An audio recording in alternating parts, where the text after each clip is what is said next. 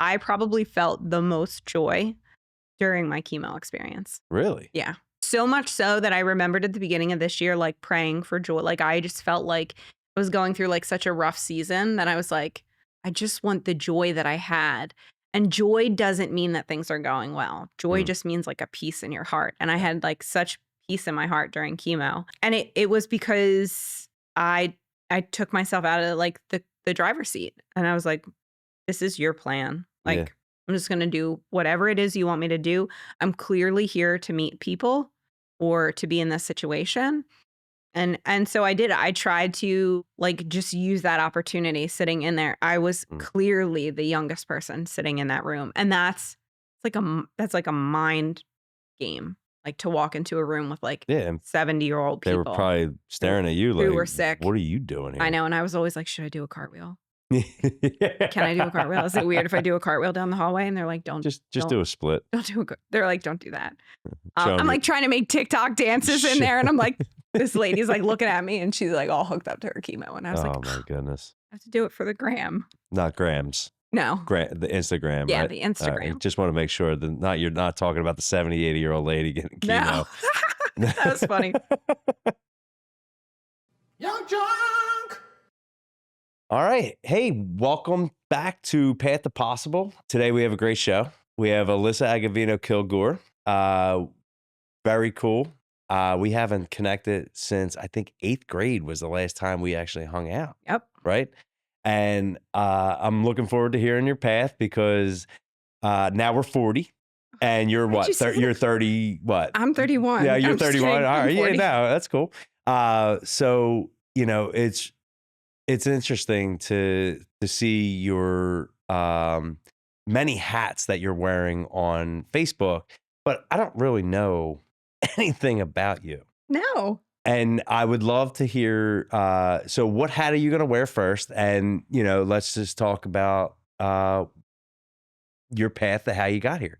Okay. The biggest, most important hat that I have is mom. I have 4 kids. I have a 17-year-old. Everybody just had a birthday. So I have a 17-year-old, a 15-year-old, a 12-year-old, and a 7-year-old. And it's crazy. It is crazy because we just had prom last week. And so it's like bringing back all of these memories. And it's like, so I know like what you're going to do or what you think you're going to do. Cause I'm like, I remember what I did. Right. So it's interesting and cool and crazy to, you know, have older kids and be in this season of my life. And I always wanted to be a mom. And so when I went to school for nursing because I knew that that would be something that I could do around everybody's schedule. And I did. For the longest time, I would work like 3 to 11 shifts, which were perfect. Like I could take all the kids to preschool and I could still be homeroom mom. And then I would leave and go to work. And then I would be at work until 11:30 and I would work with these younger girls and they would be like, oh yeah, you know, we get home at 11:30 and we go out and then we get up the next day at like 10, 11 o'clock. And I was like, yeah, no, I'm up at 6 the next day. Like I don't do that anymore. But that was great. I loved nursing. I have been a nurse for 19 years and I love being able to help people. But I don't know, I would say like 12 years ago, somebody introduced me to some weight loss products. Like I had just had the 3rd baby. I couldn't lose the baby weight. Right. Somebody introduced me to Isogenics, which was this like weight loss system. And they were like, if you tell a couple people, you can get your products paid for. And I was like, absolutely not. I will not be doing that. I was like, those women who do that are weird and they're scammy. And I was like, I will not do that. I probably had so much success within the first 2 weeks that I was like telling everybody, I was like, you should try this. You should be on this. You should use this. You should use this. And so it ended up turning into this like accidental business that I didn't even realize was a thing. And I kind of fell in love with the industry of network marketing for 12 years. And you've been doing Isogenics for 12 years? For 12 years. Wow. Just because I was like using the products and I was sharing them with other people and people were having success using the products. So it felt like another way to help other people. And then, you know, like money attached to network marketing is like a beautiful business model. And it's like a business model that other moms who are staying home can do. You know, like you're staying home. Sometimes it doesn't make sense to go get a job. Mhm. Like your kids are little. And how easy was it for your wife to work while your kids were little? It wasn't. Yeah, it No. was impossible. Yeah. And, you know, I'm surprised you said that you went into nursing because you wanted to be a mom. Yeah. And I always think about some of the things that people do, like a lot of teachers. Hmm. You know, they want to have off summers with their families. Yeah. And my wife only wanted to be a mom. Yeah. And she said it in the last podcast. I don't know if you saw it. I just uploaded it today. Um, she only wanted to be a mom. And, you know, she was in marketing and doing a great job. She was a business major. Did great, but her path was not to be an entrepreneur. It wasn't to own a business. It was just to be a mom. Yeah. And she enjoyed every bit of it. So you went into nursing to be a mom. Yeah. And then all of a sudden just fell into isogenics, Yeah. which is great. I started making money and like I didn't even understand how I made money most of the time. Mhm. Like I would get these like compensation checks and I would be like, how did I do this? And so like I was learning as I was earning along the way, which was really cool that, you know, you have the opportunity to do that. And I was helping other women do that too. And then there were all these like incentives that ended up happening because of it. Like we had little kids and then we would earn these trips. And these were trips that we would never have taken ourselves because we never would have been like, hey, you know what? Let's take $10,000 and let's go to Cabo. Like we would never we could never justify that. No. So we were having like all of these experiences that, you know, were being awarded to us. So like that was a perk of it too, especially being a mom. I was like, nobody really recognizes me for doing the things that I do. So like here it was like great validation. That's amazing. And they allowed you to bring your kids um to the trips or no? Was it just you and your husband, Tim? So you could, Okay. but I wasn't going to. I was like, bye kids, love you. Yeah. Mommy and daddy are going to go away for a little bit. Good for you. There was one trip that was like a family trip. It was for Disney. So we brought all of them with us to Disney. And I mean, that was fun. But if you've ever been to Disney, that's not a vacation. That's slave labor. So we took our kids to Disney in April. You just love it, don't you? Well, no. Well, I hated it because I sat the night before. I went to bed at like 8:30 with my son, and we were going to surprise him in the morning with a trip to Disney. Well, 12:30, all of a sudden, food poisoning hits Oh, me. no. So I'm like, it's all right. When I'm sick, I can usually bust a vodka and I can get through anything Okay. if I just start drinking again. And I was so excited for this trip. It was months in the planning and months in the making, and we finally get there, and it's my birthday weekend for my 40th. Okay. So the night before food poisoning hits, I don't stop, uh, throwing up until like we left at I think the house at 4:30 to go to the airport. So I'm sitting there and I'm like, oh my God, all I got to do is just get on this plane, lock that door so they don't stop this plane or get me off it. Yeah. So there's a delay, an hour delay, because a lady in the front row would not give her kids headphones. And how's he going to hear it? This and that. And then the F words started going crazy. Oh, no. She's fighting with the flight attendants. And all of a sudden, she gets booted from the plane. I'm sitting there listening to my book, and I'm like, Try not to barf. Yeah. All the smells of the plane. So Somebody next to you decides that they're going to eat the hard-boiled eggs that they packed, and you're like, what? Thank you. You're turning my stomach again. Oh, so sorry. the guy next to me just keeps moving, and he's got the sleep mask on, and his eyes are covered. I'm like, if I hit him, does he know where it's coming from? Oh. And you know when you're on a plane and you have all the anxiety and all the feels, and you're like, you got to get me off this plane. Got to get me off this plane. So we're ascending up. Mm-hmm. I start beelining to the bathroom, and the flight attendant's like, "I'm sorry, sir. You have to get back in your seat. We are going up, and you need to be in a seatbelt." I said, "Look, lady, if I'm not in this bathroom," I said, "and this plane goes down," I said, "we're all in trouble because I'm gonna barf on you. and I didn't realize how small they were. I Oh have yeah. never sat down on those toilets. I have never. The only thing I done was pee, and I stood up, and I never realized how You should small they try were. to change a baby in those bathrooms. Oh, well, I see they Yeah. have a thing Uh-huh. every time, and I always thought about like pulling it down and doing like a Mad Libs or something on it. Did you? Because they smell horrible. No, I can't smell anything. I got a narrow passage, and with allergies, I never smell anything. No, So bathrooms are horrible. so this time was different. I had to get on the dirty floor, so I'm pulling napkins You're from that. standing up over it, trying to barf on Well, it. I thought I was going to, but no, I was on a one knee, all crunched up like this, and I'm like, this is bad. So then I go 4 times. I pull every muscle in my stomach. Because you're old. I'm all Because you're 40 now. Well, I wasn't 40 at the time. I was Yeah. 30. I was 39 and 11 months and like 28 days. Makes a difference. So it does make a difference, yes. So I rip like I just strain every muscle. Now I can't walk.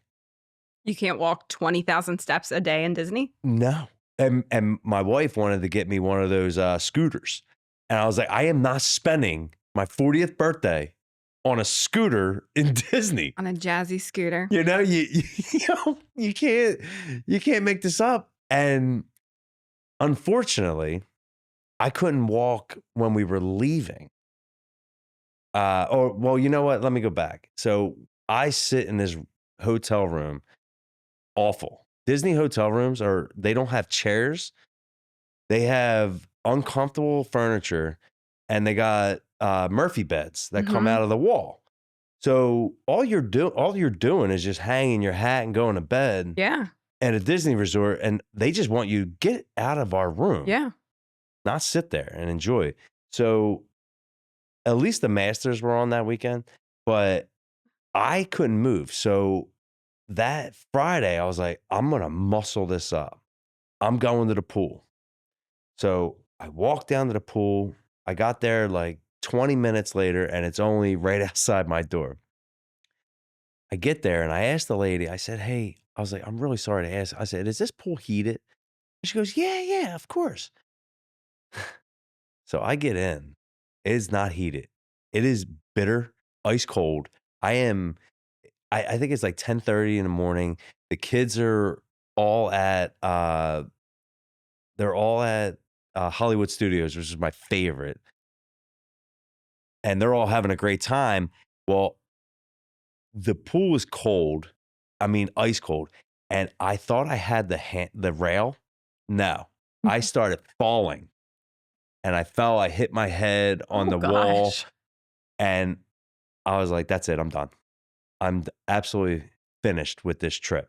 So I told the wife, I said, "Look, we're out of here." I said, we have nothing scheduled on my birthday. So I spent my birthday in a plane On the way back. with a blanket, but she had to push me through the airport on a wheelchair. People are looking at me like, "What's wrong with him?" Yeah. I'm like, "Why are you staring? Yeah. Don't worry about what I'm doing. Mind your business. Mind your business." Right. So yeah, obviously that trip was not great. I have to make it up to my kids. To do it again. No, you know what? Probably because I do like Disney at a distance. And Fantasmic's one of my favorites. But we're not going to Cabo. No. One of my companies, we're not sending anybody other than to, I think Michigan is the next place we might be going For like a convention of for some a sort. convention, Yeah. right? But I saw you going to Cabo. I think one was what, Aruba. We had this like cruise that was like to Aruba and Curacao and all kinds of places. We did Disney, we did Mexico a bunch of times. It was just great because like you don't get that kind of recognition when you're a nurse. Like I used to laugh. I would do some training for isogenics on stage and like talk about like why the business or the industry was important. And I would be like, for nurses, I was like, for like nursing week, like when they would reward the nurses, we would get like pens or we would get like an umbrella.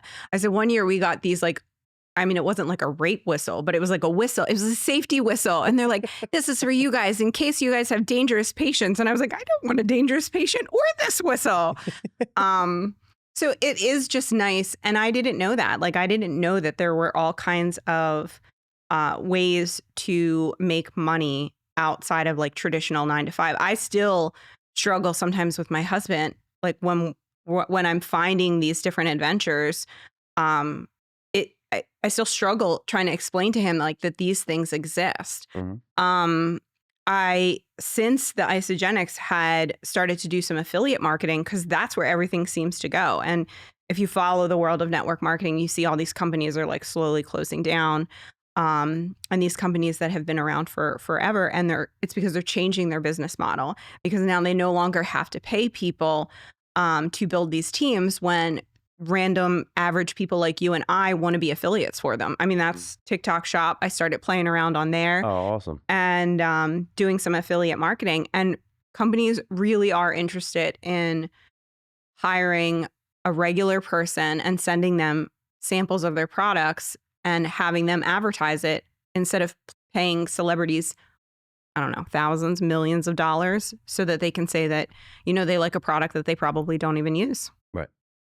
Well, I mean, like as teachers, nurses, it's a thankless job, Oh, yeah. you know, and a lot of people love accolades and awards, and you know, nurses don't get those a lot. No. The one thing I wanted to bring up was the biggest thankless job, or the most thankless job, is being a mother. Like you don't get an award there. No. I'm assuming, you know, the award would be when your kids start, you know, getting into adulthood, and then you start to see the fruits of your labor kind of pay off, and you see how they react, and you see how they interact with others. It's like, oh man, did I do that? Right. Or was it a TikTok that they're seeing? Because my daughter's on social media more than I am, and I hate it, but at the same time, she enjoys her shows, and who am I to say no to that? So I have so many things to say about that. So the first thing is you're right. And you start to see them a little bit. You've gotten them before when like teachers or friends will compliment your children. That is the accolade. You know, when they're like, your kids are good kids, your kids are kind kids. Like that's the accolade that you get for being a parent. And that makes you feel good. As far as social media goes, and a lot of times people were, at least some of the circles that I ran in, people were like, oh, we don't let our kids on social media. We don't do this, that, and the other. And I was just like, that's almost impossible. And I was like, and you're kind of doing them a disservice. And I first started to get onto social media so I could understand what my kids were looking at. Like there would be things that they were like trying to make fun of me because it was like a trend. Right. And they're like, oh, we're going to embarrass mom by making her do this trend. And I would be like, no, I already know what you're doing. Like, get your father. Like I don't know, there was like a weird mustard trend at something. They're like, oh, you have to put mustard on watermelon. And I was like, no. I was like, you make your father do that. But I tell people all the time, I was like, social media has the opportunity to be amazing. Like it's free advertisement. If you run businesses, it's a way to connect with other people. It's a way to find your community. It's a way to see that you're not alone in the things that you go through. I was like, social media is great. And I was like, and you just have to like have those conversations with your kids about like what's right and what's wrong, because you really can't stop it. The people who are like, I don't let my kids do it. I'm like, your kid's probably secretly in the closet or the bathroom on social media, even though you said that they couldn't do it. Or they're at a friend's house and they're on social media and now they don't have anybody to talk to. Well, I'm glad you said that. What we see is a lot of like our friends or family that say they keep their kids off social media and they don't do it, or they time it they're the ones who come over and where's your pad? Let's put the TV on. Let's put YouTube on. They're fiending for And it. they're fiending for it. Mhm. But they're like my kids, they don't fiend for it. When their friends are over, my daughter's like, Daddy, can you hide my pad? So nobody asks for So it. Yeah. nobody asks me. I'm like, sure, I could do that. I'm like, why? And she goes, I like to just play. Yeah. And I dig that. And I'm like, all right, well, I don't know if it's a good thing. I don't know if it's a bad thing. Our parents told us not to sit close to the TV. Like it was going to ruin our eyes. Yeah. Are we doing the same thing with our kids with the social media? I don't know. I'll tell you, the one thing that scared me was Abby and her friends started FaceTiming each other right before school. Mhm. So every morning, 7:15, they're on the pad. I didn't know this. So when I'm listening to this conversation and I hear a dude, like a grown man in the background, I'm like, Abby, who are you talking to? Yeah. And she's like, my friends? I'm like, who's the dude? She goes, that's Ava's dad. I'm like, oh, hey, Oh, buddy. Good yeah. morning.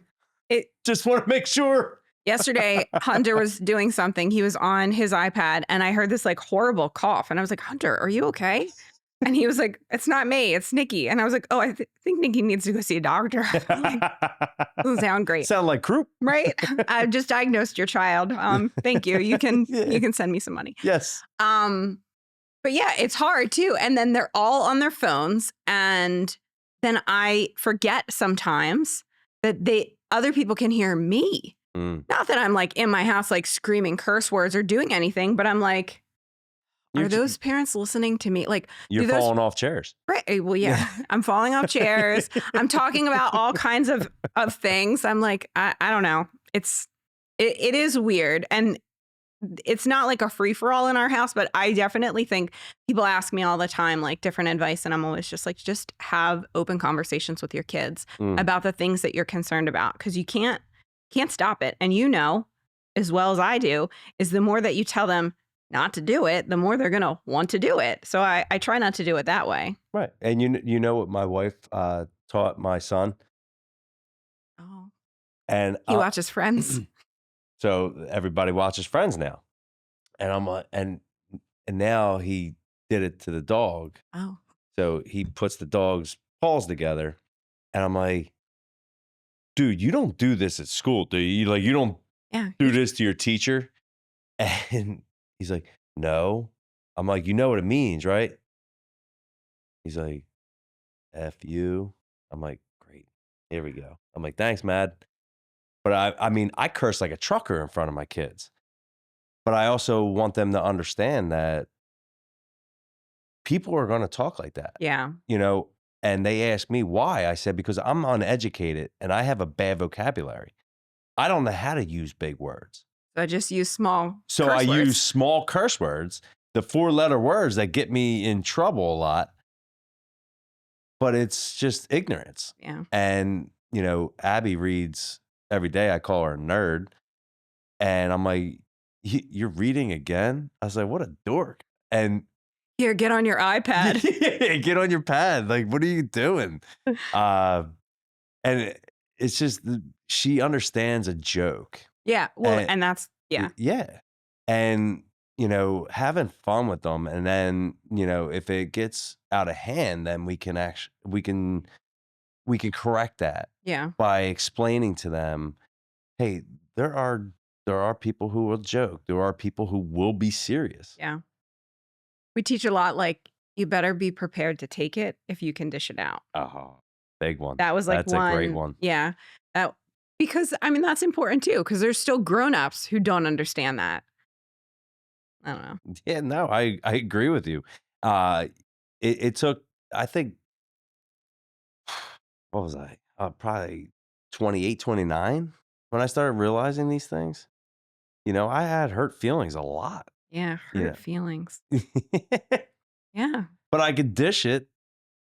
You just couldn't take it. I just couldn't take it. Sometimes I was like, oh, you're just being real mean.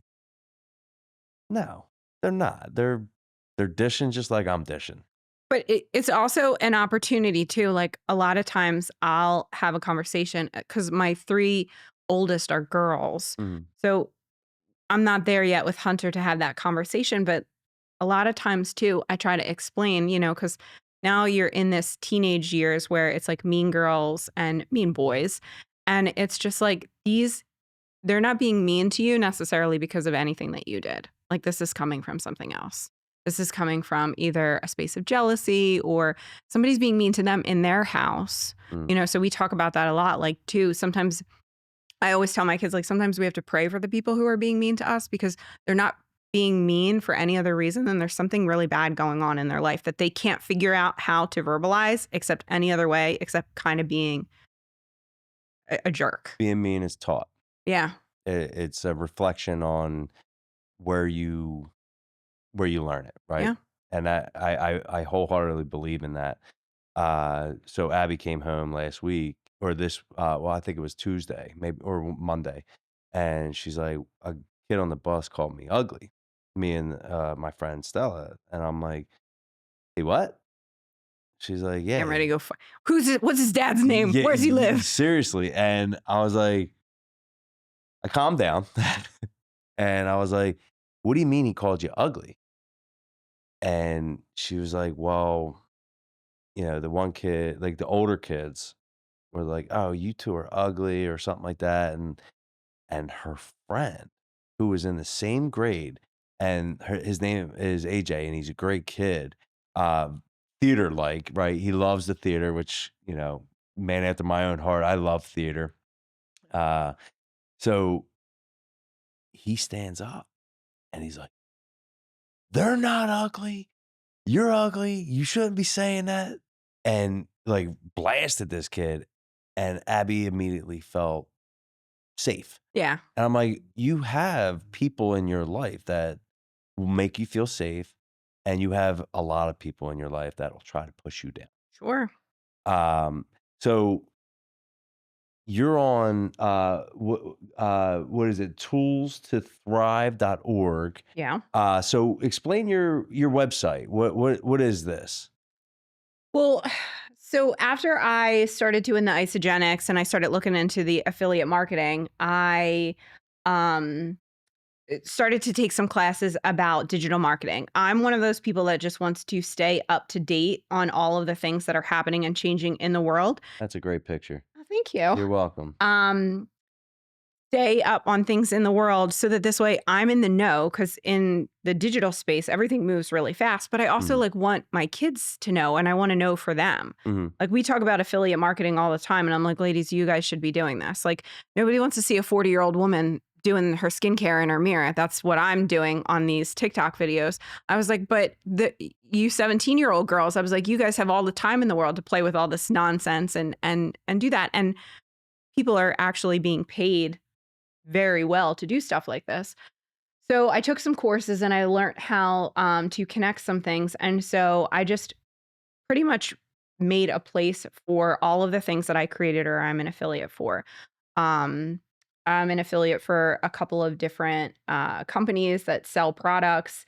I am an affiliate for a couple of different programs that I utilize and I help people use or I teach. I do some digital creation myself. And then I started a podcast and I wrote an ebook, and those are both about my cancer. Oh, very cool. Yeah. I've been noticing, I've been watching a lot of your content about the cancer. That is insane. And I'm glad you shared your story with everybody because that was motivation for me to just Get your colonoscopy. no, I don't want anybody going near the rectum yet. Yeah, you I have know 5 that more I years. know I'm 40, but I figured I'll wait a few more years until they start 45. yeah. I wanted a colon cleanse, but I don't know if I This can is different. yeah, whole different. I don't want to like I wouldn't mind a hose up there, but a camera is a little different. Well, the colonoscopy is great because you're asleep for that one. You don't even know what's happening. You get some amazing drugs, you go to sleep, you wake up, and you have no clue. But in my case, I woke up and, you're high as a kite. Mm. And the doctor's like, yeah, we found something. And I was like, okay. Like, cause I'm still high. Like, I'm like, oh, okay. Right. And you have like, I went through all of this during COVID. So I was by myself for everything. So that was like really unfortunate because I came out of, They wouldn't even let Tim in. no, I was by myself. So my. I had, my brain probably had a million questions. I don't know if you've ever had anesthesia, but when you have anesthesia and you wake up, you know what you want to say and you sound drunk. Like I literally woke up and I was like, and like in my head, that was a sentence that made sense. Right. But that's how it came out. And then you can hear it come out and you're like, and it takes a while for the anesthesia to wear off and for you to start making sense. But by that time, they've already like discharged you from that space in your home. So yeah, it was interesting, but as if you're not wearing many hats already. Yeah. You had to take on another. Yeah. Cancer survivor. You're nuts. Yeah. Well, I mean, I didn't choose that one. Oh, you didn't choose? No, So I no. thought you were like, hey, I really want, like, as life is stressful enough. Yes. Please throw in a little cancer for me. Yeah. Throw in a little and throw in the most awkward cancer. Like I always say in jest, like, couldn't I just have breast cancer? Like then I would have gotten like new boobs out of the deal. I was like, I have colon cancer. So you get a new butt. No, you don't get a new butt. Oh, you can't get a butt. No, you don't get a new butt. You just get somebody looking in it every 3 months. Well, don't they bleach it? Isn't that a thing that women do? I mean, it's a thing that women do, but nobody did it for me. Oh, okay. I would have said, hey, insurance company. Can you bleach my butt? Can you bleach my butt? You know, I'll dig that and maybe get some implants. What, butt implants? Why not? You wanted boobs. I just wanted new boobs. But not a new butt. No, not a new butt. I don't know. It was wild. And I feel like God never promises that life on this earth is going to be easy. No. And people ask all the time, like, why do bad things happen to people? It was never something that God was like, I'm going to give Alyssa cancer. He doesn't do that. But he does promise that he will be with you when you're going through hard things. And he's more concerned with your character, like how you're going to react to the situations that you're in. And so I feel like a part of my purpose, my path to purpose, is that he knew that I was going to be bold and strong about this, and I was going to help a lot of people. And I did. I turned the whole entire experience into a platform on social media. I shared everything from all of the surgeries and the CAT scans and the MRIs and the radiation and the chemo into an open book so that people could know what it looked like, because the only thing that I was scared about was the unknown. Like before I had cancer, I never was in the hospital for anything. I never like broken a bone. I never had surgery. So like I didn't know what it looked like to be in a pre-op room. I didn't know what it looked like to have a MRI. Before I even realized it, when I went through radiation, I mean, I was in the radiation room and they had given me 2 tattoos before I even like had I was like, what just happened? Because they tattoo the site that they have to line you up for in the machine. So like I'm talking to this doctor and the 2 nurses are on either side. They tattooed my legs and I was like, what they put on there? It's just a dot. I was going to say it'd be messed up if they put like a swastika or something. No, but I mean, not even like anything. Maybe a smiley face. Not even anything cool. Yeah. I was maybe like, some Chinese calligraphy on it. That I think says hope, but actually says fart. Or new butt, please. New butt. Insert new butt here. New butt. So that was the whole plan of it. So I had wrote this ebook that had just, it was a very condensed version of things that I think that were important. And then I started this podcast where we could talk about like what to do when you're going through something difficult. And there's got to be so many people that are fighting the same fight that you're fighting and don't know, like anytime you have anxiety, you always feel like you're by yourself. Right. Anytime you're going through a hard time, you feel like you're by yourself. Right. Nobody's ever going to understand this.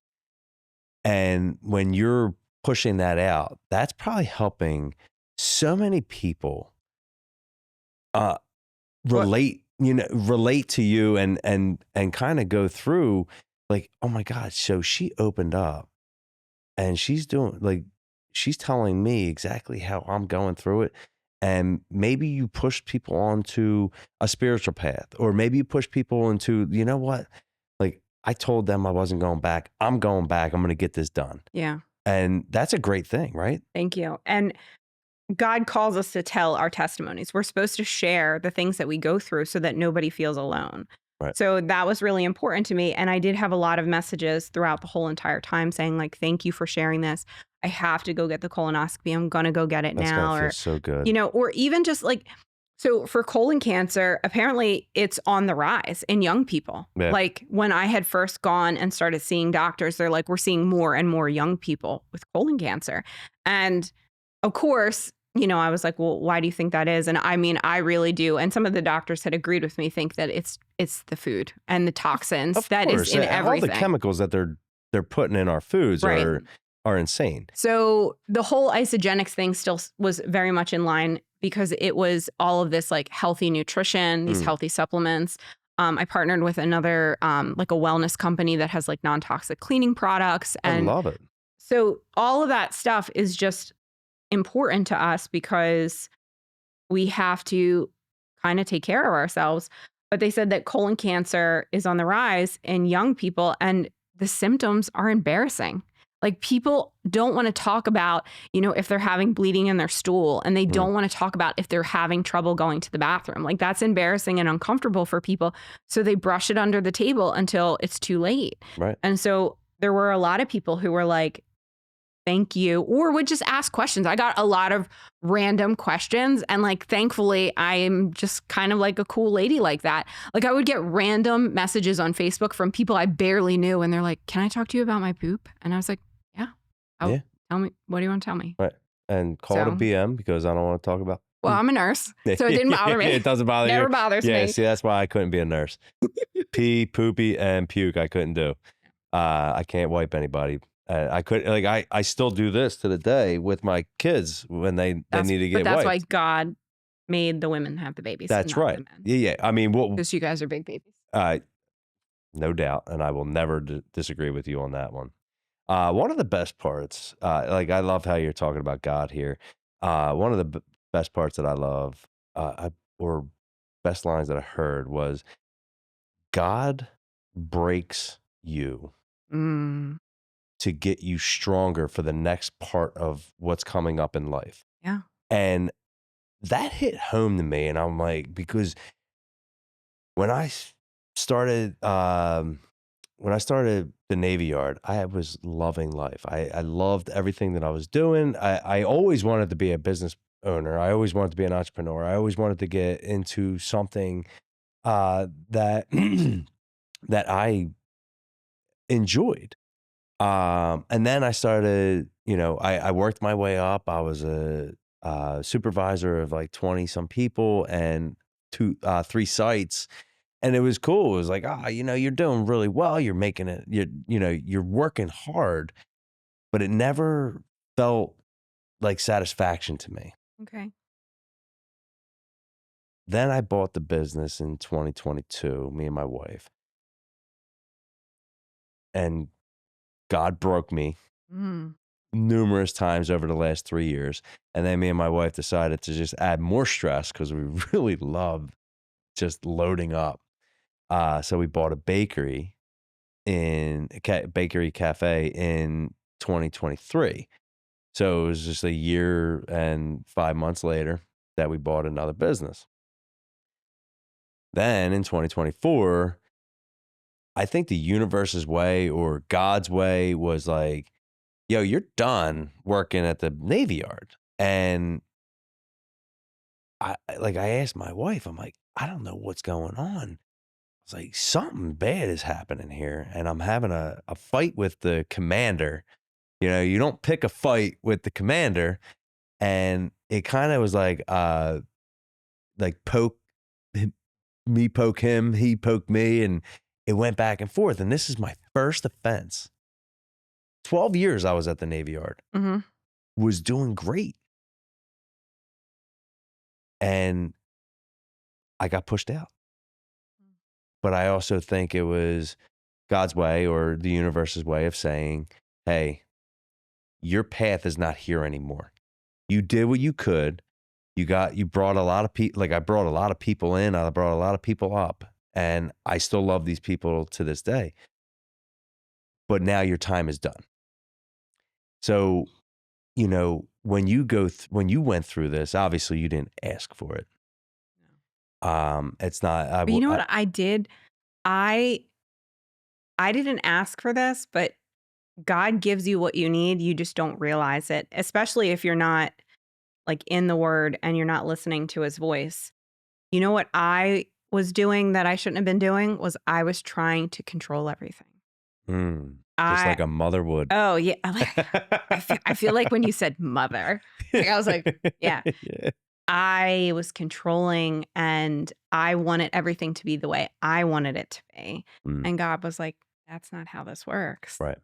Like, I'm in control and you have to trust me. And so, like, that was the lesson that I learned. And I let go of a lot of control during that whole entire situation. And that's where I seen his hand in it. I was gonna say a lot of entrepreneurs, they let God drive the bus. And a lot of people are like, hey, it's in God's hands. But you also were not realizing that you picked an amazing partner.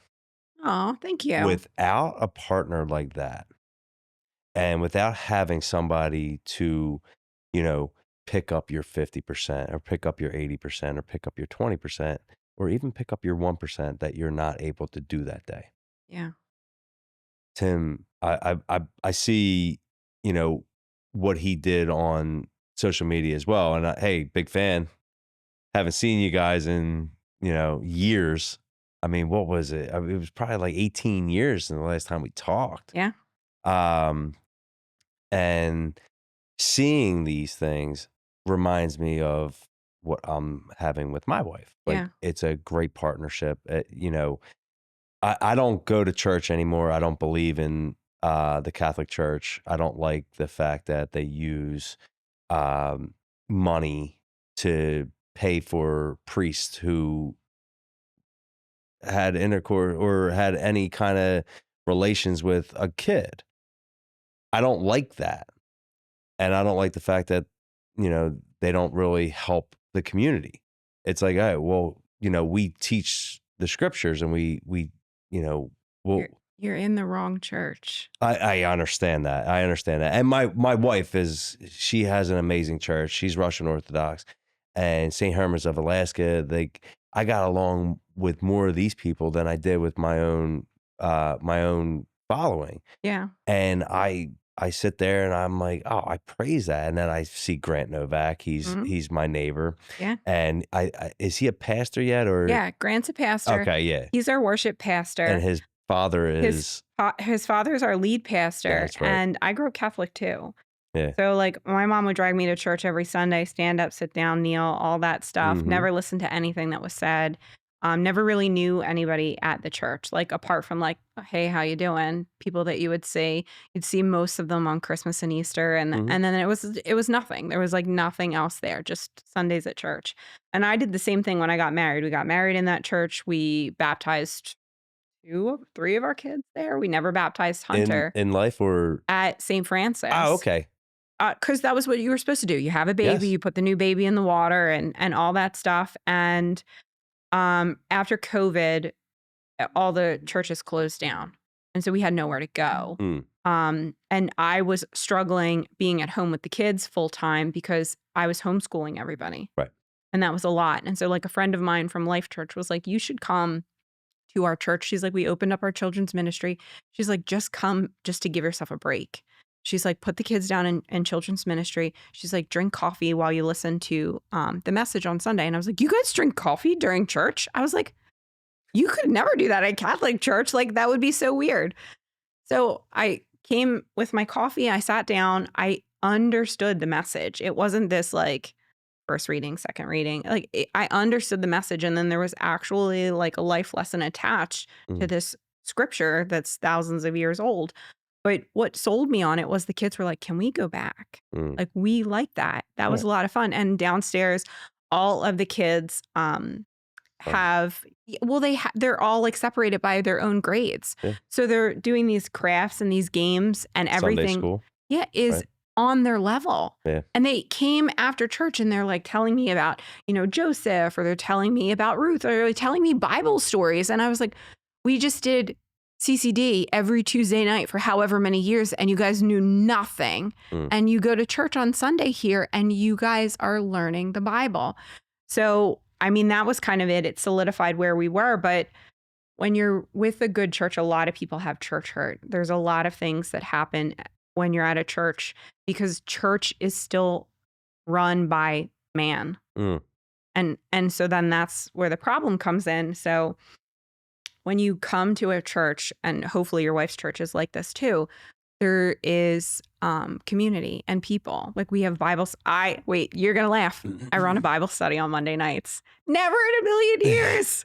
All the things that I did as a teenager, all of the things that I run a Bible study on Monday nights, and I have like 12 women who come to my house, and we learn scripture, and it is the coolest thing. And it was because of things like TikTok where I seen that Christian women in Bible studies looked like this. Mm. I thought Bible studies were like 70-year-old ladies who like sat at the church No. rectory and, opened their Bibles and drank their coffee, but it's not like that at all.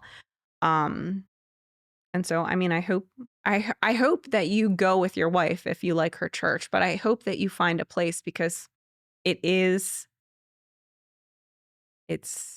Well, I don't even know what to say. no. I actually I appreciate that, and I go with her to the events because Russians, they drink during their events. I go, So who am I to judge on that? And I partake, and I was like, this is a lot of fun. What it's doing is it's teaching my kids about God. I thought you were And going to say about vodka. no, No. that teaches me about Okay. vodka. The kids learn about God. And they do have a community. They have a great place. They help my mother-in-law a lot. With when I kind of stopped going to Catholic church, I grew into a person who enjoyed reading the Bible. Proverbs are my favorite. Um, there's a lot of great scriptures in there, and reading Colossians and Job, and a lot of reading the Bible. They're good stories. They are great stories, and I did it on my own, and I learned how to pray on my own.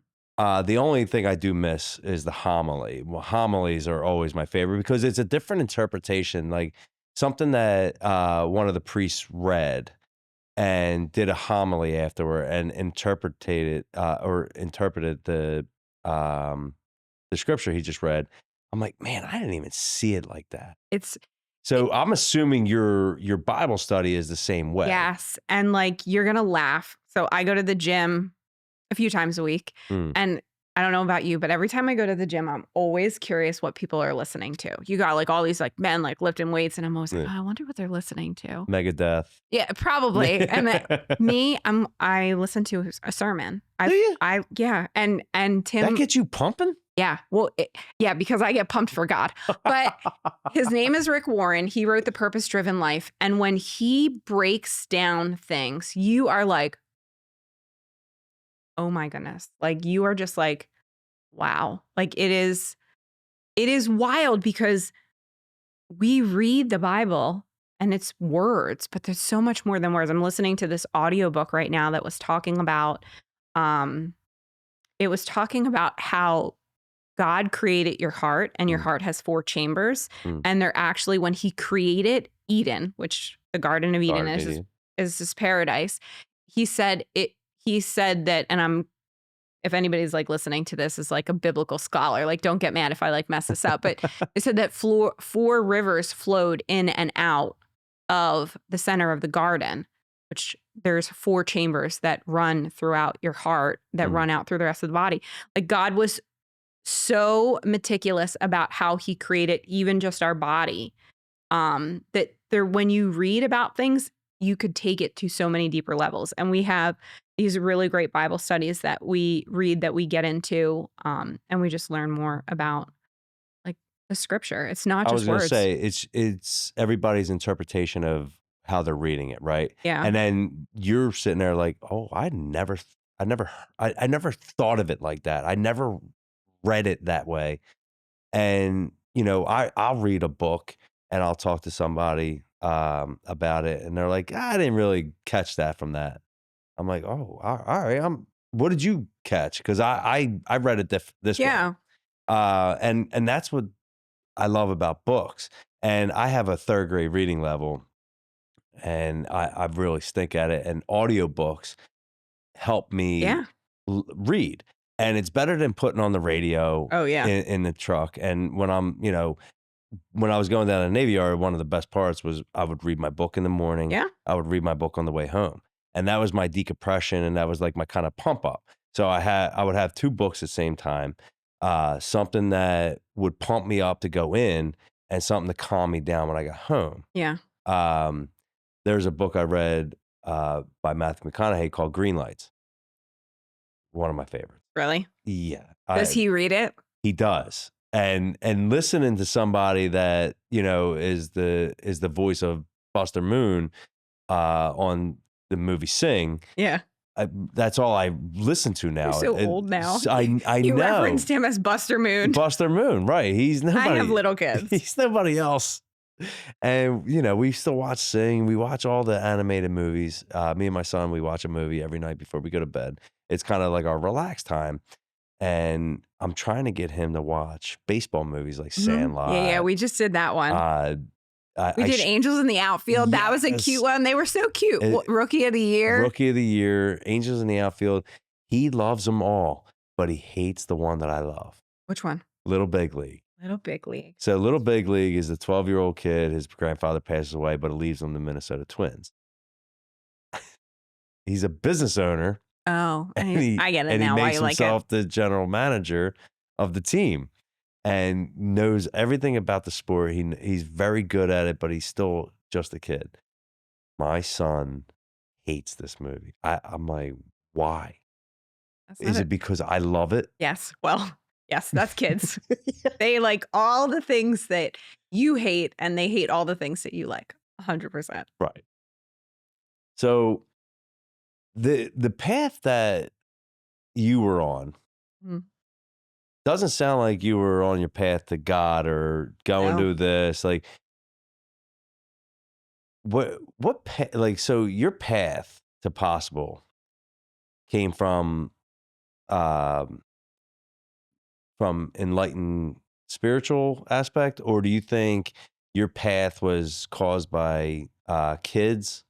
And I always load questions, and I know I need to stop, so I'm going to ask you just the one: was your path created from an enlightened path?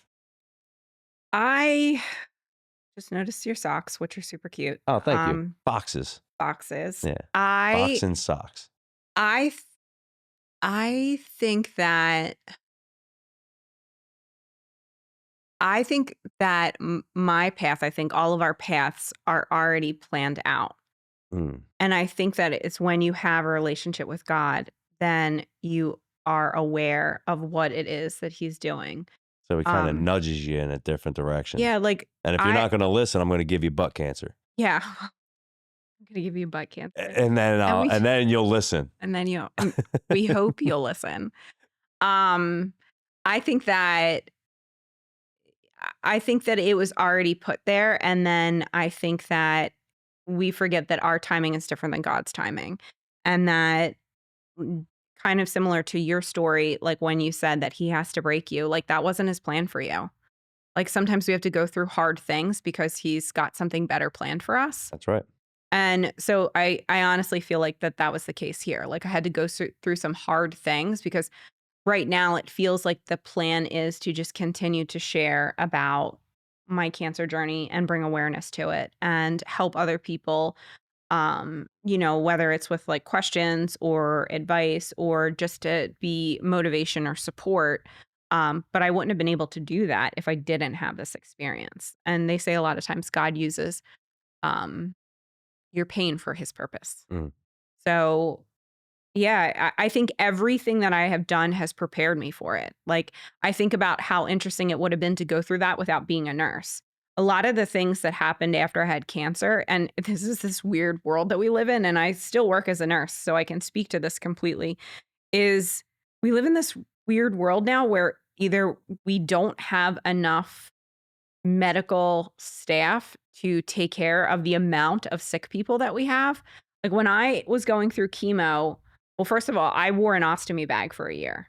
Like I had a bag. Mm. You know what that is? Yes. I had a bag that, Yeah. okay. Because I don't want to say poop and then Well, like make you asked barf again. you asked for a new butt, but that's Yeah, well, so they did. It's kind of like a butt. Yeah, they gave me a butt in my stomach. So that was fun. And there was nobody to, like, I had 2 wound care nurses come visit, but then that was it. Mm. And then I had to take care of it myself, which was fine because I was a nurse. But I just sat there going, what if you weren't a nurse? I was going to say, did they not do it because you were a nurse? No. And I had, Or is that just insurance being insurance? And just insurance being insurance. When I had chemo, I was dehydrated. So they set me up with fluids. Mm. And every Monday, I would get the fluids delivered. And they would be like, here. Yeah, there you go. And I was like, are you guys doing this because I'm a nurse and like, you know how? And they're like, no, we do this for everybody. Like, we don't have the manpower to give people IVs every week. So literally there was like YouTube it. Yeah, there was a picture that came in my packet that was like step 1, step 2. And I was just like, oh my gosh, like this would be mortifying for somebody who didn't know how to do it or somebody who was old. Right. Like maybe your hands didn't work. Like I had to put like my IV together and I was like, what if your hands didn't work? Like, well, so I always think like being a nurse prepared me for what I had gone through. But then all of it. And after chemo, you're probably like exhausted. Right? You were so happy about the tattoo. You were probably I was. on I was cloud like, nine. yes, I'm halfway through a leg sleeve. Yeah. It's literally, you wouldn't even know it looks like a freckle, but I know. When we play 2 truths and 1 lie, I'm like, I have 2 tattoos, and they're like, that's a lie, and I was like, no, I do. They're just really small. That's awesome. You should start connecting them Around to the backside. They're on either hip. Yeah. Just a big line. Now I don't remember what I was saying. It's all right. Yeah, I don't know. You're delusional right now. I'm It's okay. delusional. Yeah. I don't know. No, it's cool. You know what? So the enlightened path that you went through was probably. I remember what I was going to say. Okay, go ahead. Because you brought it up. So thank you. That was welcome. a good job. You wouldn't believe it, but I probably felt the most joy during my chemo experience. Really? Yeah. So much so that I remembered at the beginning of this year, like praying for joy. Like I just felt like I was going through like such a rough season that I was like, I just want the joy that I had. And joy doesn't mean that things are going well. Joy just means like a peace in your heart. And I had like such peace in my heart during chemo. And it was because I took myself out of like the driver's seat and I was like, this is your plan. Like, I'm just going to do whatever it is you want me to do. I'm clearly here to meet people or to be in this situation. And so I did. I tried to like just use that opportunity sitting in there. I was clearly the youngest person sitting in that room. And that's like a mind game. Like to walk into a room with like 70-year-old people. They were probably staring at you like, who were sick. What are you doing here? I know. And I was always like, should I do a cartwheel? Can I do a cartwheel? Is it weird if I do a cartwheel down the hallway? And they're like, don't do a split. Don't do they're like, don't do that. I'm like trying to make TikTok dances in there. And I'm like, this lady's like looking at me and she's like all hooked up to her chemo. And I was like, oh my goodness. I have to do it for the gram. Not grams. No. The Instagram, yeah, right? the Instagram. Just want to make sure that you're not talking about the 70, 80-year-old lady getting chemo. No. That was funny. Um, so I pray every day that God doesn't put me through that, because I turned holistic, and I don't even take an aspirin. I don't do ibuprofen. I don't do any of that. It's all vitamins and vodka.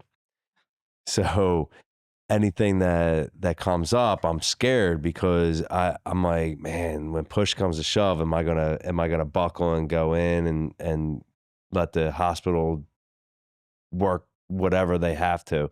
Because there's a lot of people that survive this, go Juicing. juicing, right? Mhm. I probably wouldn't. You know what? Take me out. If I have to drink my food, we got problems. So I struggled with that too. And Juicing? no, somebody did give me a book though, because I read all of these books. I read so many books when I went through it. There was I'm this one sure. book called You Can Heal Your Life by Mm, Louise Hay, and it's a fantastic read. mm, And it talks about like other things that you experience. And it talks about like the trauma in your body can cause problems to arise. And a lot of it has to do with the fact that stress is so bad for you. stress, parasites. But it talked about like just different things. Like you could look, she had this like list, and it was like related to problems, and it was just like for instance, kidney stones. If you had kidney stones, Mm, it said that you probably had a collection of unresolved anger. And I was like, I know a couple of people who have chronic kidney stones, and I was like, if that's not right on the head, I don't know what is. But like even for like the colon stuff, it was you probably have issues with control. oh, geez. And so like all of that stuff. So yes, That's I interesting, so because you were just talking yeah, about it's how a you great needed to book. control everything, Yep. and it went right to the butt. Yep. That's crazy. So I actually have a podcast right now that talks about faith and medicine and how the two don't Mm, have to be one or the other. right. And I talked to a woman early on because I was so into natural solutions for things. And she was somebody that I didn't know. Somebody had connected me with her. And she had talked about how when she had gone through breast cancer, she was like, I don't know. She was like, I wasn't going to do radiation. She was like, because there was nowhere in the Bible that said that that was something to do. Because a lot of people, like when you read the Bible, like this is what they follow. And Mm, it's, even though it's thousands of years old, it's still super relevant as far as like how you should treat your wife, how you should parent your children, like all of the rules of how to live are in the Bible. So she was like, I never seen it in there. And she's like, and then I remembered the story. And I don't know if you know the story, but there were three men. Their names were Shadrach, Meshach, and Abednego, and they were friends with Daniel. And they wouldn't bow to the king at the time. They said, God is our only king. So mm, this king threw them into a fiery furnace. And they were thrown into the furnace. The furnace was so hot, the guards that threw them in burned just throwing them in. And when they were in the furnace, the king said he could see them walking around, and there was a fourth person in the fire with them, looked like the Son of Man. So this woman had said to me, she was just like, Alyssa, she's like, I remembered that story. And she's like, and radiation is literally setting yourself on fire from the inside out. And mm, she was like, so she's like, if the Bible is telling me that I can be thrown in the fire and that God will be with me, she was like, then that's what I did. And I remember doing that. I had to have my pelvis radiated. And so the worst part about radiation, apart from having to go every day, is the burning. Like people get fried. yeah. And I wasn't burned at all. And that's like, if you've ever gotten sunburn in like private places, like it's the first thing that fries. You see how white I am? Yeah, Yes. well, but I'm just saying like, I get sunburn opening up the fridge. So so yes, I I didn't understand get, what you're saying. I had 25 rounds of radiation and I never got burnt. 25 rounds. Mm-hmm. Yeah. That's No. insane. I'm glad. I mean, that's amazing. Yeah. You gave me chills talking about the fourth person in the fire. It is crazy. If you've never been, there's this theater in Lancaster. It's called Sight and Sound Theater. Okay. And you love theater. I do So love theater. they do these immersive shows. They run for a full year. Right now they're doing Noah. They did Daniel. When I tell you, we went to go see Daniel last year, and Daniel's the story, you know, where they throw Daniel into the lion's den and the lions Yes. don't eat him. Everybody knows that. That's right. So they have this story and it's about all of them. It's immersive. The whole theater is 360 degrees. live animals in there. Like at one point there were camels walking up the aisle. Like you're sitting in there. It's music and dancing and then the story. It is so cool. You have to take the kids. Right. It is so cool. They're doing Noah this year. So if there were some animals for Daniel, I can't even imagine I was what going to will say be he there. had double. Yeah. You know, he So- had one of each or two of each. It will be, it's amazing. If you like theater and you want to take the kids to see something, it is an experience. That's interesting. I'll definitely tell at the it. wife because the wife will set it up. Yeah, She well, of sets me course. up on everything. And you know, she's like, "Oh, I got 5 shows to go to this summer." I'm like, "When? When did you?" I'm like, I see the account get drained. I'm like, "What? Yeah. What did you spend $400 on?" We're going to see 3 Broadway shows in New York. Yes. Well, we support Upper Darby's theater. Oh, yeah? We love their place. They do fantastic shows every My year. daughter's in them. Nah. Mhm. Do I know her? I don't know. Do you? No, I'm saying what was she in last year or the year before that? They just did like the bird book. Why can't I think of this? Pigeon? The pigeon and the Did they? No, that's Swarthmore Players Club, right? I thought it was Upper Darby's. So she does both. Oh, okay. Yeah, so we do Upper Darby's theater. I Right. forget what it's called. The summer stage ones? Summer Stage. Yes. Thank so you. Last year the kangaroo one? Did you see Dot and the kangaroo? That was I like, didn't go last year. oh, I think I had to work. She went last year, and the year before that is when I went. And I think that was the Pigeon and the Descendants. I think they did. I can't. She's done them. The Descendants were fantastic. She's done them every year. She's a part of like their the Shooting Stars, which is like the special program. Love it. So she does that, and then she does the shows all the time. We Very can't keep cool. up with her. I'm sure. We just drove her, and now she drives herself. Oh, I know. sorry. I know. That's one down. Seriously. 3 to go. 4 kids. 4 kids. A mom. A nursing career. Yeah. Isogenics. Yeah. Starting your own business. Podcast. And Yeah. cancer. Cancer. And, hold on. And a husband who was Yes. a military man, and we thank him for his service. Thank That's you. amazing. I think it was Marines, right? Yeah. The toughest of the tough. That's right. Yeah. And how do you do it? Oh man. Every single day is like minute by minute. So for aspiring entrepreneurs, aspiring people who want to be a nurse, aspiring people who want to be a mom and a cancer survivor, you have to, I'm assuming your schedule has to be blocked out properly. Yeah. Right? You can't just go on the fly and be like, hey, yo, I'm going to do this today. No, it doesn't work like that. You have to be blocked out, making lunches in the morning, asking Tim, like, hey, I need you 6 a.m. Let's rock and roll. Let's get the kids out the door. And then we can talk or however. But explain that your blocked scheduling system, time management, I guess you can call it, is a better word for it. How does that work for you with all the things that you got going on? Well, me and Tim are up at 4:30. Like we get up at 4:30. That's me. He usually goes to the gym if he doesn't have to be in work early enough, and then he heads out to work. And then I spend my mornings with God. Okay. I do all my Bible study. I do all my prayers. And then I'll set up some of my schedule in the morning before everybody wakes up. And by the time I wake everybody up, I'm like ready to go for whatever the day is. Every day looks different. I'm one of those people that I utilize the time that I have.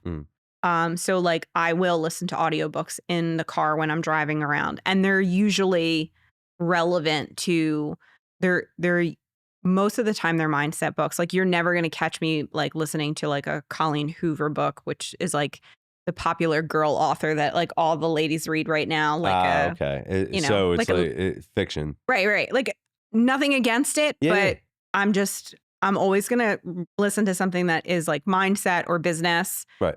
I go to the gym if I can. And I also like, that's when I, listen to like sermons and different stuff like that. And then I always just try to allow the day to kind of like guide me, like I mean, you've heard this before. Like if God didn't want you on this earth today, you wouldn't be breathing right now. So every day is an opportunity for whatever it he has in store for me. So I'm always like open to who I'm going to meet and like situations that I'm going to be in. And then every day is different depending on what I'm working on.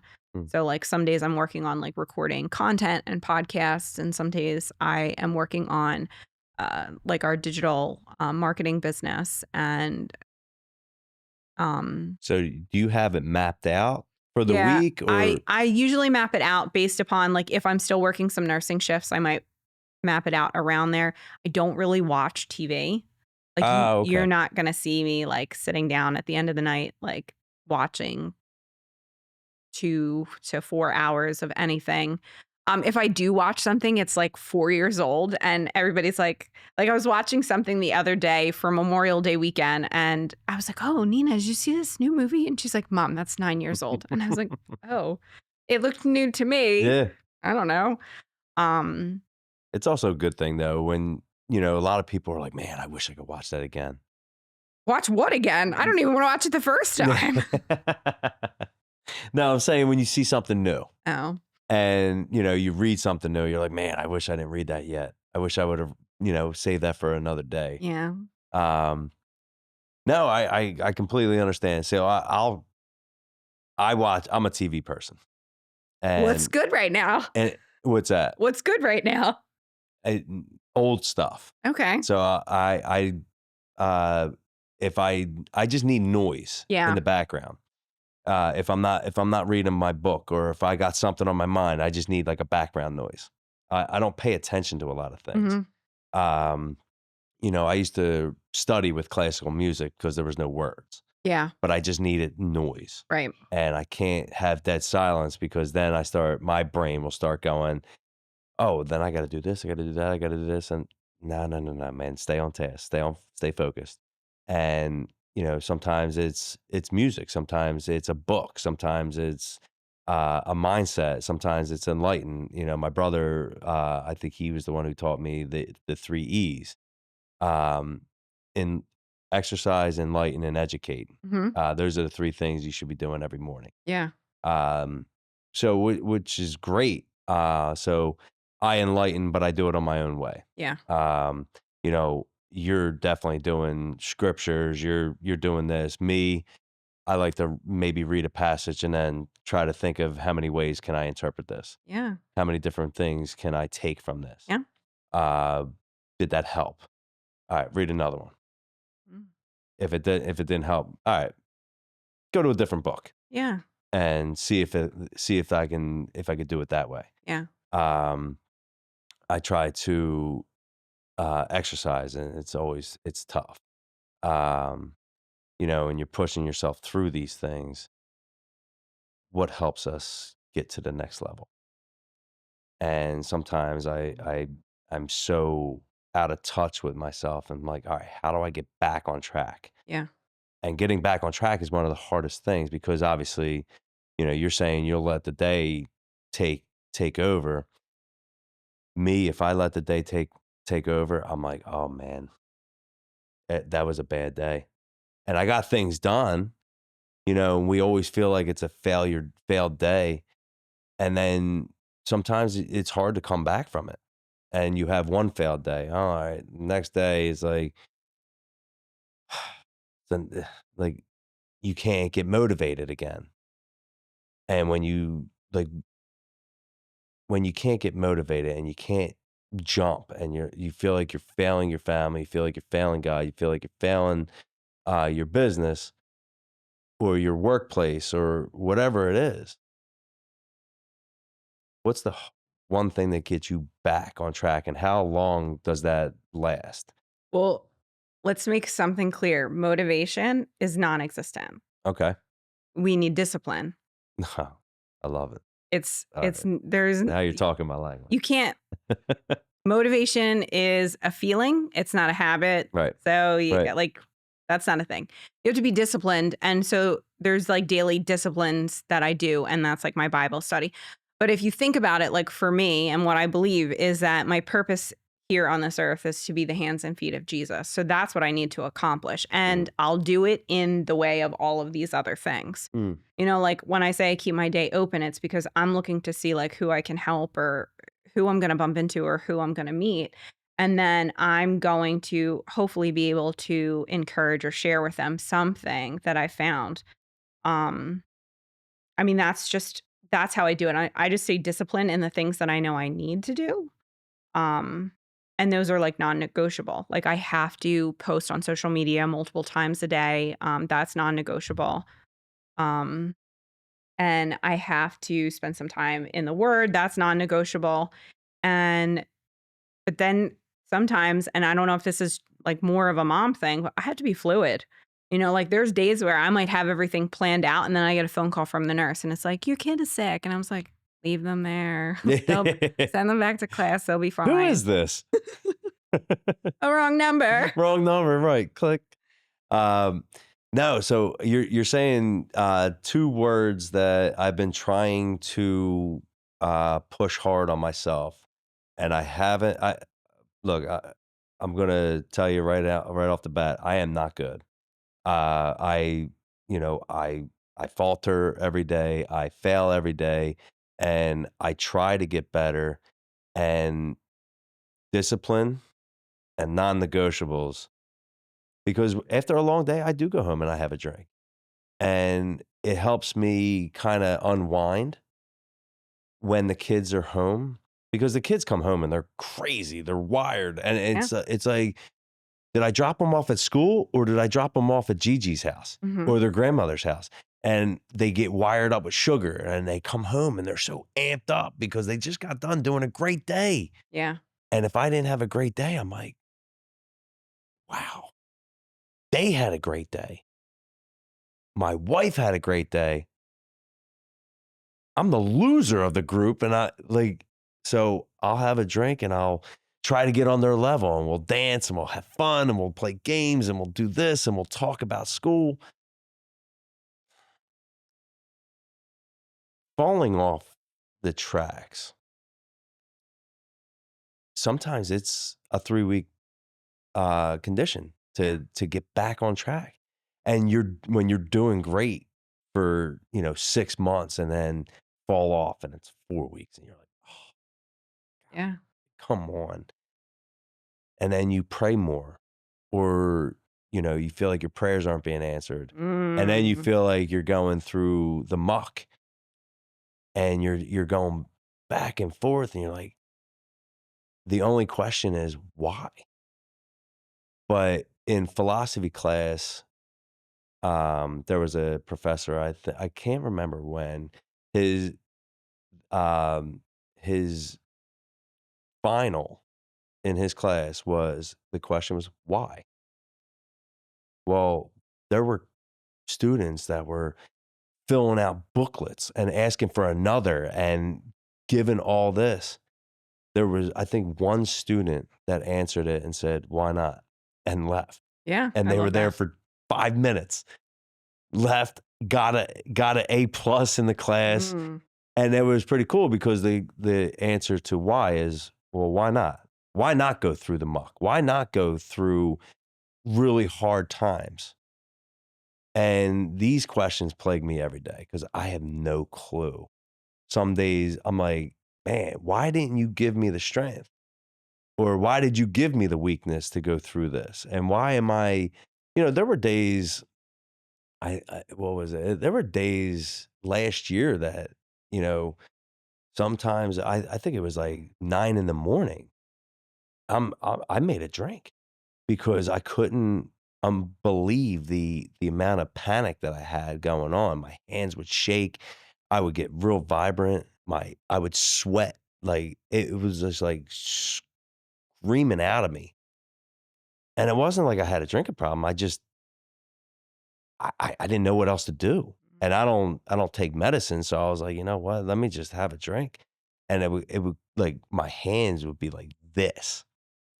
And I would calm down, and I'm like, oh man, what happened? What is going on? I think sometimes. You're scaring me. You're about to hit me Oh. with something big. I'm Oh. gonna get ready. Oh, okay. Well, um, this is just something that I've experienced, but people will often say, like, I've been praying and God's not answering my prayers, Mm, or God doesn't hear me. God hears your prayers. He knows them. You don't even have to say them. Sometimes people are like, I don't pray because I don't know what to say. It doesn't matter. Like, God's like your best friend. You can talk to him just like you would be talking to your best just friend. talk. Um, God answers prayers. He just doesn't do them on our own time. Mm, And so that's the part that we struggle with, where we're like, no, no, God, I'm asking for this now. I need your help now. I need you to change me now. I need you to fix me now. That's not, God doesn't work on the same time as us. right. It's when we are obedient in faith to Him and we keep trusting that His perfect plans will come to fruition that we see the blessing that's attached to it.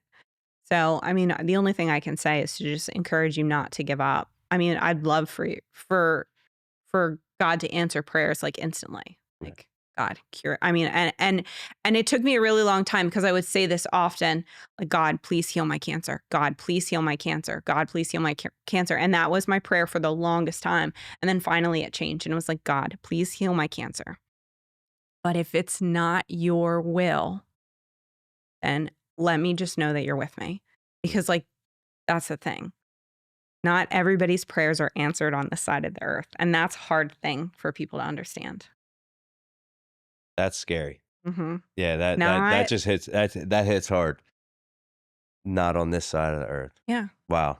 Because if cancer were to have taken my life, or if it does take my life later on down the road, when I get to heaven, I will be healed. My prayer will be answered. Right. It's just not going to be here. Right. We're not supposed to be here. We're the only reason why we're here on this earth right now is to be the hands and feet of Jesus, to help other people and to love other people. And Mm. that's hard to do because, I mean, I'm sure if you could remember anything of me from when I was younger, I was not a person who loved other people easily. Right. I was a very difficult person. And um, that's a shame because Italian. I was Italian, bean girl, Delco, whatever you want to call me. But it's a shame because, like, when we go back now and, like, we see people that we knew when we were younger and we were, like, not nice to them. Mm. And I feel bad about that.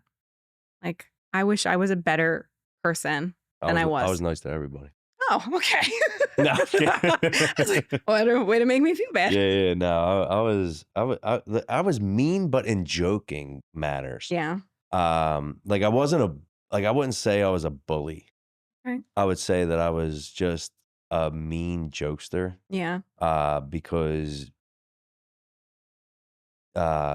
comedy or joking was more of like my way of dealing with social anxieties. Right. I always tell my kids, the teenage girls especially, other people's opinions of you are none of your business. Like, when I love it. people are mean to us, Yeah. it has nothing to do with us. No. It's them. Something going on with them. Right. And it wasn't like I was actually going after people. I would make a joke about, butt cancer and Butt cancer. and it's like So sometimes we joke I don't know because how we don't to, right. We don't know I what don't to know. say. Yeah, I It's so don't, uncomfortable. Right. And I watch Modern Family. I'm a big nerd on Modern Family. I love it. And Claire, the one mom, every time she says, like, talks about death, she smiles real big. She's like, he died. And they're like, you think this is a joking matter? And she's like, I don't. I'm just uncomfortable. It's really sad. Yeah. And they're like, oh my God, you still do that? It's funny. Uncomfortable. And sometimes you don't know how to take people. Yeah. But in a business sense, you don't know how to take people either. Oh, true story. Do you have any experiences with that? Well, I mean, my first experience in working was nursing, and that was interesting because, like you said, this is this thankless job. People didn't really care, especially in the hospital setting. We were constantly, like, putting Band-Aids on people's problems. Nobody wanted to get better in a sense of, like, fixing themselves. They just wanted to come to the hospital and get their cardiac stents or, get their blood sugar under control, and then they wanted to leave and then go back to McDonald's and do it all over again. Right. In a business sense, yeah, I feel like it's not easy working with other people. I've always gravitated towards working for myself and by Right. myself because that seems to be like the easy thing to do. But I'm learning that, like we work better as a team and collaborating. I did like that about network marketing is that Mm. you could leverage a team and everybody's income just benefit at the bottom line. So that was, interesting to know. Um, and then I just like the networking and collaborating fact. Like, I love that people are stepping into their passion and they're doing things that they want to do that they might have been scared to do or they're not interested in doing. Things that are not the typical 9 to 5, because honestly, that's what we all should be doing. Mm. Like you said something about like loving your job. Not a lot of people love their job or love what No. they do. And I couldn't imagine hating something I did and having to do that every single day. And people they sit there and will say, I hate my job, but I can't leave. What am I gonna do? Mm, And what am I gonna do for money? yeah. That was me and my wife. Yeah. When I left the Navy Yard, I'm like, oh man, we lost our cushion, we lost our money. But thank goodness the businesses were doing well to pay our bills. Like I don't I'm not gonna have 10 grand to go to Cabo. I'm not gonna have, Join Isogenics. I'm right, just yeah, kidding. right. And it's just like add another thing to the list. Seriously. Me and my wife always joke, I'm like, we love piling on everything. Hmm. We bought a house August 7th of 2015. Okay. Our wedding day was October 9th, 2015. I'm like, so we bought a house. We're doing this. We had 9 weddings the year before. So like our money is Yeah. just You had no money. powder. And we would always hope for like to find change in the couch to go buy pizza. And and then after we got married, here comes Abby the next year in November, but she got pregnant in February. And I'm like, we just we couldn't even enjoy marriage for a year. Yeah. We wanted a kid right away. And we have no idea that it just happened. And one of the scary parts about pregnancies that I'm noticing with a lot of friends and family and people that are on social media is you can't ask anybody if they're trying to have a kid. And, we were very open, like, yeah, we're trying and it's going to be on God's will. Like, we're not trying this day. We're not, oh, we're ovulating. Let's go. Yeah. It was always on God's plan. And I never wanted my wife to stress Hmm. because stress was a killer Yeah. of, Make you sick. people getting pregnant. And, then I started seeing a lot of people like stressing out. Hmm. Um, and I'm like, that has to be affecting, right? I think so. Yeah, I would assume so too. Um, but yeah, pile everything on, do everything at once, and then the two businesses, you know, a little after a year, losing a job. How do you keep it together? I don't. You You don't, think you think that I thank you. I'm doing a great job of keeping it together. right? I listened to a sermon, yep, Okay, last night at the gym. I was lifting my weights. yeah, pump, getting Pu- that God pump. Yeah. And he literally said, nobody is perfect. Mm. Stop trying to pretend that you're perfect. It's exhausting. But And I social was like, media tells us every day that right, right, right. the women that wake up right out of bed and their makeup is perfect. Right. And I will always come onto social media as my truest self. Right. The only time I don't feel comfortable sharing things now is like when it's my kids because Mm. they're getting well, they follow me, but they're also like, please stop telling our business on here. But I'm like, but it's so hilarious.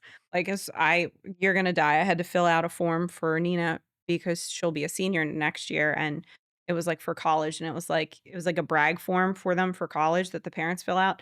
The question said, "Why would your child be a good roommate?" And I was like, "How do I respond to this?" I was like, "I want to say she won't. She's a disgusting pig, and anybody who lives with her is going to probably have mice or roaches because she's so gross that I cannot imagine anybody would want to be." But I didn't. I, like, wrote, and I was like, "She's a great big sister, and I'm so won- she's used to sharing," and I'm wondering if there are parents who tell the truth like that.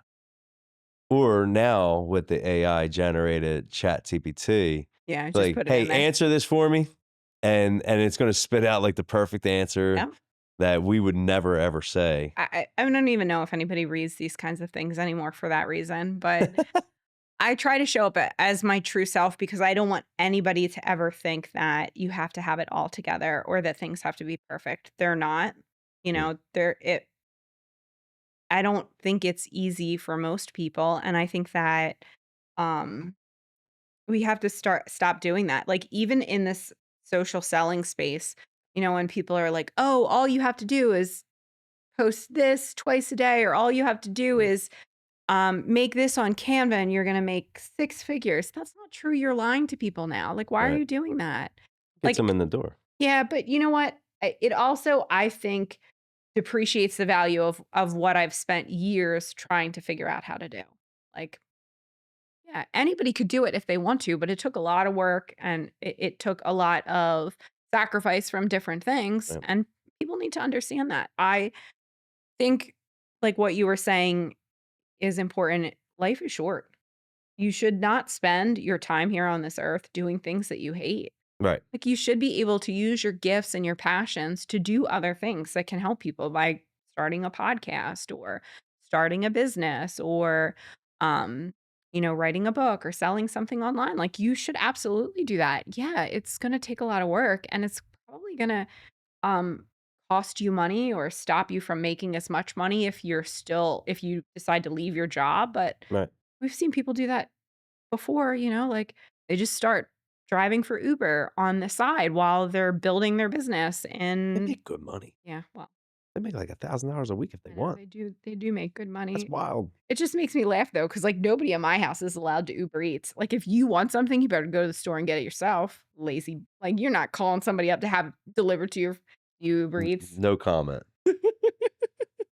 Wait, no, because all right, Okay. the only reason why we Uber Eats, and I'll give you this. During COVID, our Chinese store was closed, Uh-huh. and there was a place in Fallcroft that I really wanted, and we were drinking, so I wasn't getting in the truck and going. Yeah. So we Uber Eats, and it was like $85. Yes. so, Yes. Do you understand that? so, Why I said so that? there's a lazy tax in it. Oh, yeah, yeah. Yeah. So the lazy tax, I understand. Like, all right, I gotta pay it. I'm an idiot for doing this. I should have thought about what we wanted to eat before that. We haven't ordered from there in a while, but yes, I I get what you're That's saying. why they make $1,000 a week, those Uber Eats drivers. You're not allowed to sit on judgment on anybody, Yep. miss. No. There was slight judgment, but Oh, she's reverting back to the 8th grade ways. oh, I man. get it. The So mean mean. girl, the mean Yeah. girl's coming out. Yeah, I get it. You're what's her name? Um, from Mean Girls? Regina Regina George. George. Yes, you're Regina George and me. That's so funny. Hey, so give me so we're gonna wrap this up. What advice do you have for aspiring entrepreneurs, nurses, anybody that's coming up? High school, 20s, 30s, and, even 40s. I mean, you didn't find God until what, Yeah. 30, 32, 33? Yeah. Well, actually, you're 31 now. I'm So, 31. yeah, yeah, I just keep I getting got you. younger as So, this segment is going on. uh, give some inspiring information. Like, where should we go? How should we get there? Well, Load it. load it.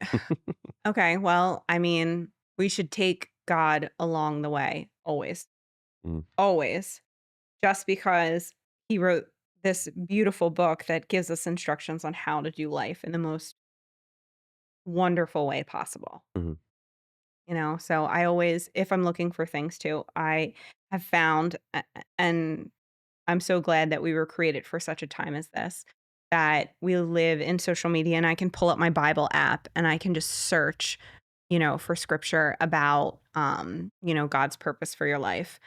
Um, but when you recognize the spiritual gifts or the attributes that you have, and you find a way to use them in life, like you're gonna feel so fulfilled. mm, Um, I think I think nursing is great. I mean, I had this conversation, I think, with some high schooler kids trying to explain to them, please look into careers that cannot be replaced with AI because pretty soon everything that is happening right now is going to be non-existent because mhm, AI can replace that. So be mindful of that.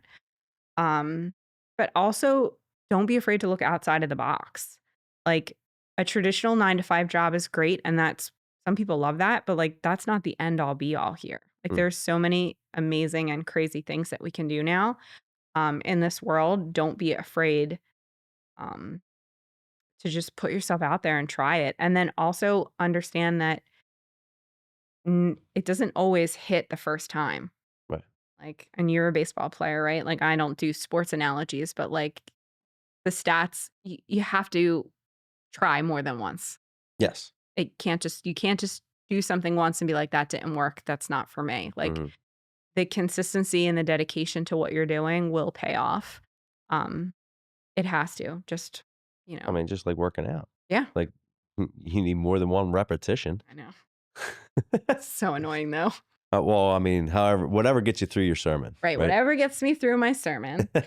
Um, Yeah, I'm excited. I'm excited for I will always be a fan of social media, Mm, because I feel like it's such a great place for people to be able to put themselves out there. right. Um, and so I just tell people, just don't be afraid to try something new and take God along the way with you.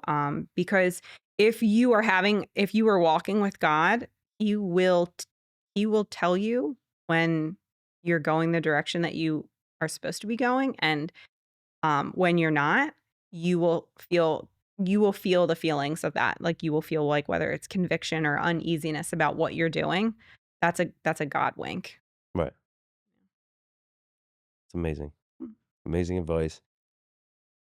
It was great to reconnect with you. Yeah. I loved hearing your path.